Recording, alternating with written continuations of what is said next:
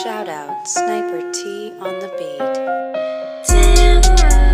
Tamara to the break of dawn is on the rise, with life on the forefront of the mind. So line for line, you can ride this brain train and you can change your station without even touching the dial. So relax, stay a little bit, but listen for a while. And whether you're bumping this in the whip or in a business fit, it's a meeting you won't want to miss. A meeting for a meal to feed the soul with words for the mind. So sit back, enjoy the ride. Time to take off, it's time to fly. Cause Tamara till the break of dawn is on the rise. Hey, y'all. It's me, Tamara. Yes, thank you so much to my studio audience. You always making me feel welcome and whatnot. Y'all the reason I come back, plus the supporters. So thank you so much to all my new listeners for tuning in. New episodes new episodes drop every Thursday. I usually talk about my life and the ways I'm trying to grow. To all my regular supporters, I definitely appreciate y'all continuing to rock with me. You feel me? I'll be taking y'all on all types of little journeys and all my little ideas and whatnot, and y'all appreciate it all, so I appreciate y'all. This is going to be a short episode because I'm trying to hurry up and record before anybody comes back, because it seems like every time I'm trying to record, be it podcast or company videos, somebody is always making noise or doing something or coming through, opening doors, which then changes the lighting and all these things. And so I'm trying to hurry up and get in an episode real quick, because for whatever reason, it is becoming, no matter how much I try to plan around what I know people's schedule is, there are just so many unknowns that happen that I'm just like having to really fight through more than normal, which just kind of lets me know we're already making plans to leave, but it is time to go. Me and my kids are making plans to move. Nothing's happening quick enough though. But one of the things that's a non-negotiable, I've already told them when we move, is I have to have an office. Like, that's a non-negotiable. I'm not finna be in nobody's dining room, living room, none of that, because So short episode. It's really interesting because I am finding myself like, it's not like I really ever was the type of person that intentionally tied my identity up in like whatever stuff I was doing or whatever, but I found myself really having this who am I moments lately when I think about all the change that has happened in the past year. So I worked in the social work field for over a decade. That's no more. My daughter, youngest daughter, graduated high school. So then with this upcoming school year, it made me really think about how,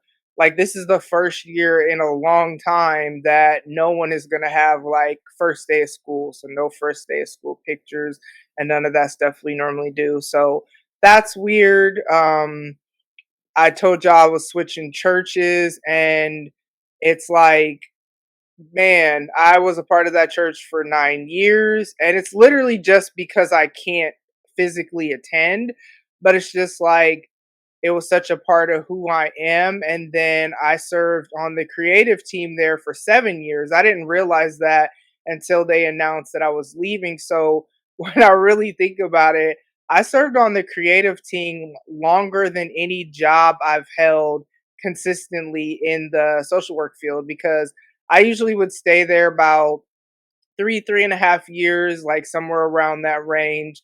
And I would ultimately learn as much as I could learn and gain as many skills as I could gain. Although I didn't arrive there intentionally, like, oh, I'm just here to get trained and go. This is the way it ended up, where I would learn a lot of different stuff, and then opportunity that was better for me would present itself, and then I would take it, and it would just happen to be at a different organization. So it's like I was a part of the creative team though, serving at church longer than any job that I've held in the social work field. And so it's just really weird because it's just been a lot of change to adjust to, a lot of quote unquote new normals that I've been having to try to find. And I don't know, it's just weird. I feel very lost right now. And it's not like this, like I'm good, Like, so I'm not suicidal or I'm not depressed or anything like that. I just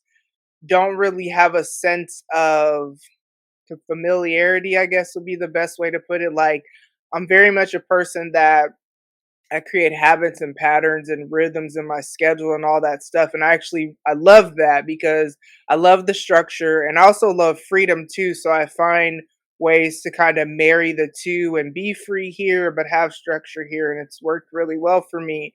And now there's just so much, there's been so much change. And I'm just kind of like, what is life? What is happening? What is going on? I don't even know. You know what I'm saying? So it's been a really weird week. I'm also finding myself very, how do I want to say this?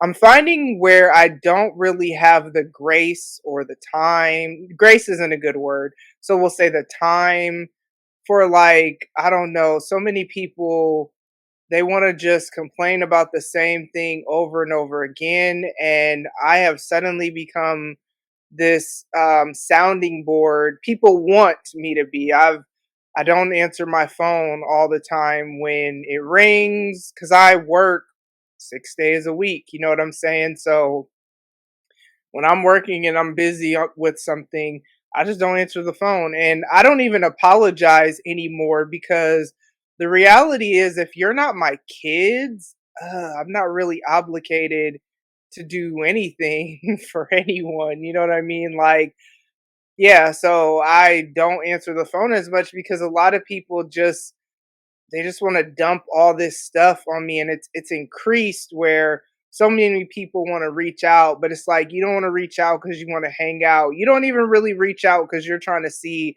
how I'm doing. You're reaching out because somebody else made you mad and you want to talk about it, and it's just becoming a lot all at once where, like, a lot of people are doing this, and I'm just kind of like, yeah, I'm not trying to be your sounding board. Like, I realize I am very much a, hey, here's the issue.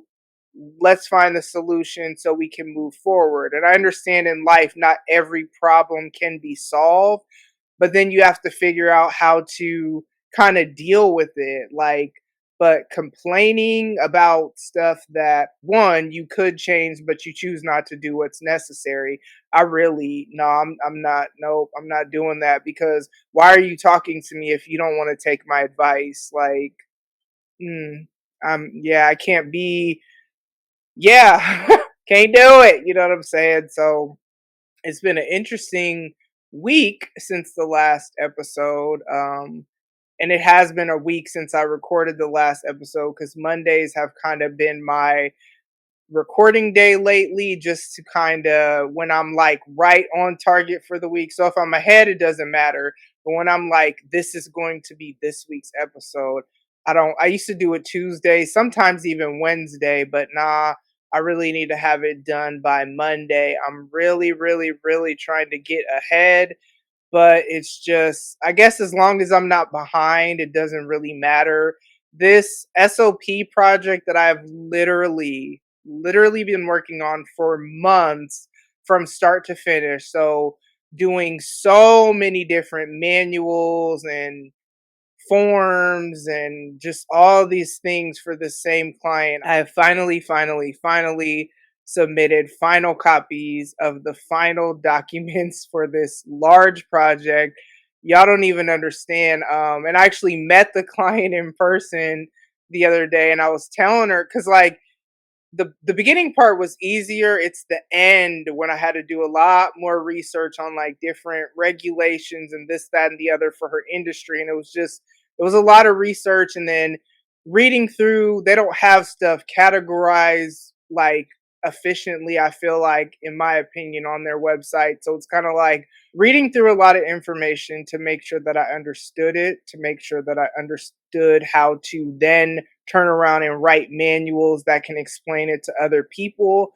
It was a lot. And there was a point when, and I told her this, like, I was about to just quit and give her money back. And that's just where I was at because I was that frustrated. Like, I've cried over this project. I've told y'all that because part of it was not even really the frustration of it all. It's more so because I was behind schedule, because it was just more than I knew that it would be, just because of the way they have stuff structured and all this stuff.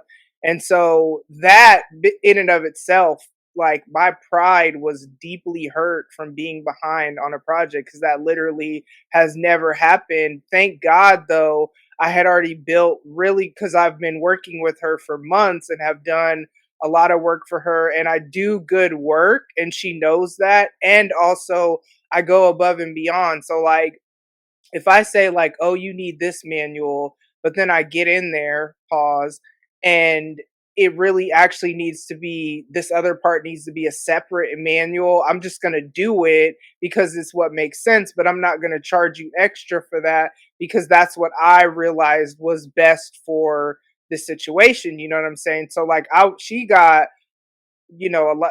I did good work, you know what I'm saying? And she knows that. But thank God though, because then when we get to the end, and then it's like so hard, pause, super pause, and just so much to read through, and just bruh, it was like I've never been more proud of myself that I finished something. And I've had a lot of just interesting challenges throughout my career where I've had to really like press in and do. I mean, I even remember graduating college, I almost wanted to drop out with that last paper, because I'm like, bruh, I literally have nothing left to give y'all. Like, what more do you want from me? You know what I'm saying? I was really on that. But I pressed through and graduated and whatnot. And so this is another one of those moments where it's like, even though it's a project, for one, I learned a ton about like how to do this whole process more efficiently, as far as to get the information up front, so I'm not doing more work than I need to be doing and stuff like that. So she and I both talked about like how much we learned from all of this, you know what I'm saying? And so it's funny, because in hindsight, like I'm actually really grateful for it, even though it was extremely frustrating at different points or whatever. Then we would always have technology issues and just all this dumb stuff that's just like, bruh, y'all. Then I lost all my notes from this, yeah, from this last little part. Like I lost all my notes. So then it's like I had to start all over when I was already behind. She knew what was going on, super understanding and all that. So it's not like she was ever just in the dark. It's just me that was like, bruh, I want this to be over and done with. I don't want this hanging over my head anymore. Like also I'm behind schedule. So finally done though. So yeah, that has been my week. I am seeing that there are a lot of people in this world that it's like, and this is a pet peeve of mine anyway. Like, don't just because you've been through whatever you've been through, right? Don't minimize somebody else's pain because you think it like, oh, well, that's less than what I've been through. I can't stand when people do that. Like, have grace for somebody else's pain, just like you want people to have grace for yours, even if you feel like they should be able to whatever better because, oh, all you had is you twisted your ankle but I broke my leg. That's still their pain. You know what I'm saying? We got to stop this. Comparison is the thief of joy when you're like working towards goals and maybe somebody's moving faster than you and all that stuff. Like that can be frustrating when you compare your life to somebody else and you feel like based on maybe social media or whatever, somebody has a better life than you. But comparison is also stupid. And I'm going to say it just like that when you're sitting there trying to like downplay somebody else's pain because they haven't been through what you've been through or whatever, like that's not cool either. And then also, man, you gotta like your trauma, and trust me, I know that trauma can be crippling. I know that trauma changes you. I know all that. I also know the healing process is not fun. It's messy. And then once you are healed, you have to learn a new normal because you've been living a trauma not trauma informed. You've been living a traumatic life. We'll just say that. I can't think of the word that I'm trying to make up. So you've been living a life that was birthed out of your trauma. So now you have to find a new normal, and now you have to figure out how to be healthy and all this stuff. I understand how hard that is. Pause. Because I've talked about that stuff. Like, I realize that I'm just a more emotional person than I ever realized because I didn't allow myself to feel. And now that I do, when I feel deeply and I get very angry or sad or even sometimes joy and stuff like that too, it's all just very interesting. So I know it's a lot of work to heal. However, it is either you heal or you just be by yourself. And I say that because if you are one of these people that you think your trauma is an excuse to mistreat people, it's just not. You know what I'm saying? Like, we as in people close to you, we as in the general public that don't really know you, that maybe come across you, we are not responsible for tiptoeing around your triggers. Your triggers are there for a reason, but they also are an indicator that something is wrong. You need to address whatever that is. You need to figure out why that triggered you. And you also can't generalize to where you treat people who are not doing anything. Let me say this right. You mistreat people and push away the people that you really actually want close to you because of what somebody else did, and you don't know how to function in a healthy way. You know what I'm saying? And I understand that takes time and all of that, but do the work. You know what I'm saying? Like, there are just so many resources out here, even on the internet. There's like free therapy hotlines and just all this stuff. So it's like we live in a day and age also where mental health is more highlighted. There's less of a stigma around it. People are becoming more educated about different things. And especially, I say this in the Black community because we know that for a long time, it used to be like, oh, that's white people stuff, bruh. So I don't have a mind and it don't need to be healthy. Like, what? You know what I'm saying? And then also for believers, because in the church, you just got to let go and let God. Yeah, you do have to give things to the Lord, but you also may need some therapy. You might also have a chemical imbalance in your brain and need medication. Like, we are emotional, mental, and spiritual beings, and all of those parts need to be healthy. And so I just feel like we're at a place where the people that I mentioned, that there was such a stigma or such a whatever towards mental health, I feel like there's more education and just in some cases a better understanding, but there are also a ton of resources out here. So it's kind of like, I know it's hard work. Trust me, I am actively trying to be a healthy person, but man, you don't do anyone any good. You do yourself a disservice when you don't. So with that, I'm gonna go ahead and get up out of here. Make sure you're taking care of yourself mentally, emotionally, spiritually, physically, and I will talk to you soon. Bye. Ladies and gents, this concludes transmission. Tune in next time for a whole new edition. Another adventure and mission to share, be heard, and clarify the vision of this whole new world for